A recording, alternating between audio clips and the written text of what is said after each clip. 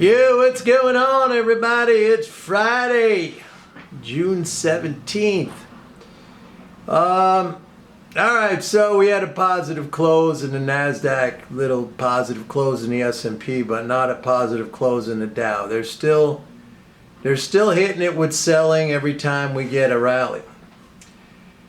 The thing that bothers me, I got to tell you, is that in the last week, this week through Thursday, again, we had a big tax hit, a big tax drain. I just went over the numbers from the daily Treasury statement, and we yesterday I thought we'd see some positive flow, but it was another 11 billion net drain, and for the week, it's down 106 billion. We had 106 billion drain. Now I was, I saw this coming and I told you about it because of the quarterly corporate tax payment that hit on Wednesday.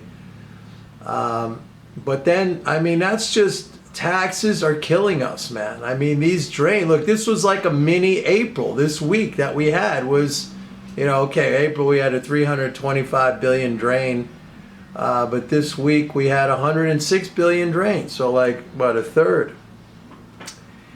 It's no good, no bueno. I mean, taxes are killing us. We need to either get a spending increase or a tax cut. Otherwise, it's going to be a very slow recovery, if that. I mean, one of the positive things that I mentioned yesterday, and the irony was that, I mean, you don't hear this anywhere. All you finally hear, it was reported, what I've been telling you for so long, that the Fed's rate hikes, it's a rate hike on itself. It's going to end up not having positive cash flow because it has to pay interest on reserves. And that fact came out yesterday when former New York Fed President Bill Dudley said, hey, the Fed's going to, it's going to have negative cash flow. It's going to have a loss because it has to pay interest on reserves. You didn't hear that anywhere else but me before it came out.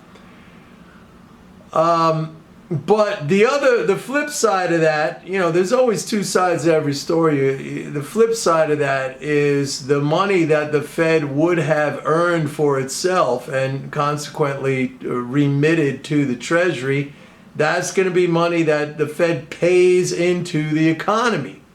But, this all takes time. I mean, right now, fact is, we've seen a very sizable reduction in the fiscal support. The deficit now is only like 717 billion. I say only because, I mean, the last 2 years we got used to close to $3 trillion deficits. So, I mean, that's been reduced by, 2.3 trillion practically. That's a huge reduction in those flows. So it's tough for the stock market and the economy, particularly. Let's focus on the economy because that's really the driver of the stock market. I mean, it's tough for the economy. We're trying to stay out of recession. A recession is 2 quarters of negative growth. We had negative growth in the first quarter.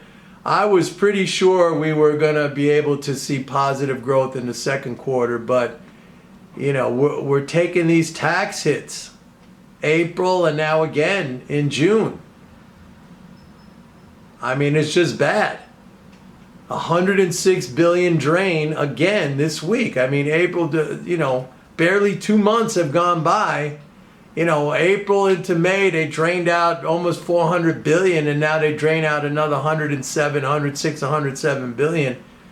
It's very hard it takes time to recoup that. I mean, I'm still hopeful that, that whole tax drain seasonal thing is over. So, we got the rest of June, basically like, what do we got? Another week, another 10 days or so. We got the rest of June. We have July and August and part of September. So there is time, to replenish that liquidity because, the government's still going to be spending like 500 billion to 600 billion a month. And we don't have any of those big tax hits. You got the regular drain, which is employment and withholding taxes. But it's going to be a tough slog. I still say down here is a good bullish opportunity. I advise, you know, getting long down here, being a buyer down here. But I gotta be honest, I am a little bit disheartened by these, you know, what's happening in the fiscal picture.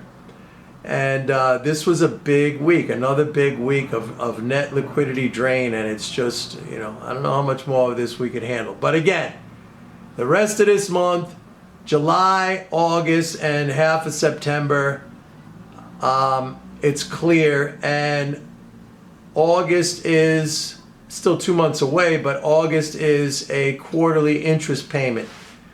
And I'll repeat, we have the Fed now, because interest rates have increased, that's essentially a fiscal expansion. They're going to be that 90 billion that, you know, they would have earned for themselves.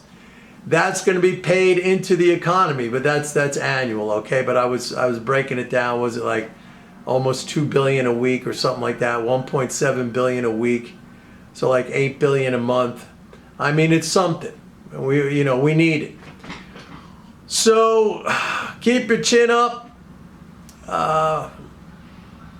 What else? Big drop in oil prices today. Actually, Biden said something today, or White House said something today that I've been saying for a long time. I think all of these guys eventually, they're looking at my stuff because they said, you know, why are we exporting our fuel? Why are we exporting our petroleum?